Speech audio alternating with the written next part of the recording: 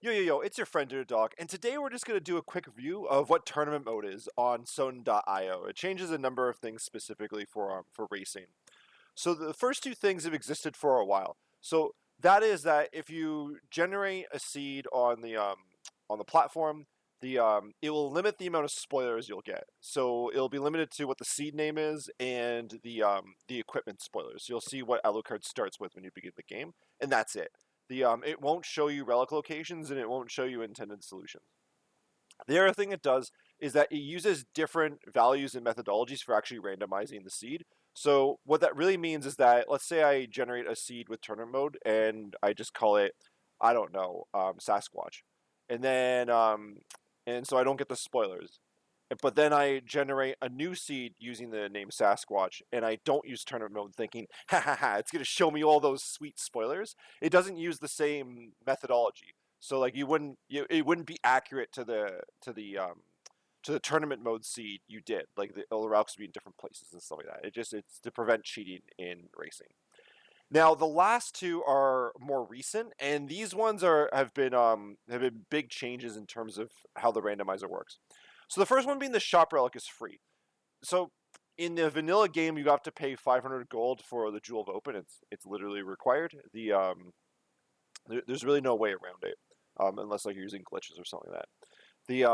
And in the randomizer, when you're racing it, it'd also be true. There'd be the potential for a relic or a progression item to be in the shop, and you'd have to pay 500 gold for it.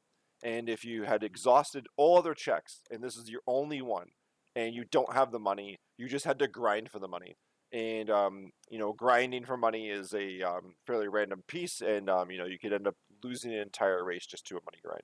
So that was changed so that you no longer have to pay for that relic. So if there's a relic in the shop, it will be $0. You just buy it and it's yours. So it significantly changes how you approach beginnings of seeds. Like beforehand, if you saw a money bag drop, like you absolutely had to grab it. If it was 25, and now it's not as much of a big deal. And what it also does for you strategically is that that $500 you would have had to purchase on a relic you can spend on something else. In particular, shields are only $400, so you're more likely to be able to start with a shield once you get to the library. So the last piece here is the clockroom statue is always open. So the left side that leads to the Coliseum, it's always open.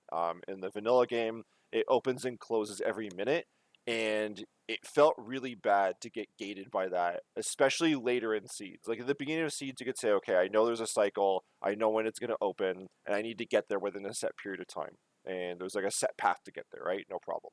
But what was happening is that people would need to go back later, and there wasn't really like a clock rush kind of deal to it because you'd done so many things, and you'd open the menu so many times, which also impacts because it's every minute of game time. It doesn't include your menu time.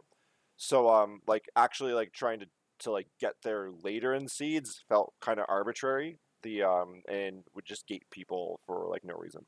So that's been changed, so it's always open. The right side of the room is always closed like it is in vanilla, unless you use a stopwatch to open it, and there's some extra item checks there.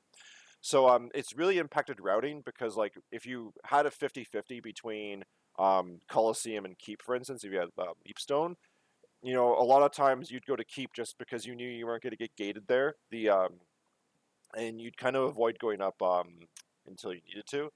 And now you don't necessarily, or that piece is not necessarily there. Like a lot of people still go to Keep first regardless, because in that case you can try to do the flea ladder, which is very advanced, and you shouldn't be trying that out if you're just starting your randomizer journey. But yeah, it's now more of a truer 50-50, and with less downside to going to Coliseum. All right, so that's all I had to say on this stuff. I just wanted you to know so that if you see people running the randomizer, like why is the shop relic free, or why is the door always open, or why is the door closed for me, not for the people you know. If you have any questions, leave them in the comments. And if I've screwed anything up, of course, leave a comment. I'll pin anything that was not covered in this video. So we'll talk to you soon, and yeah, cheers. Take care.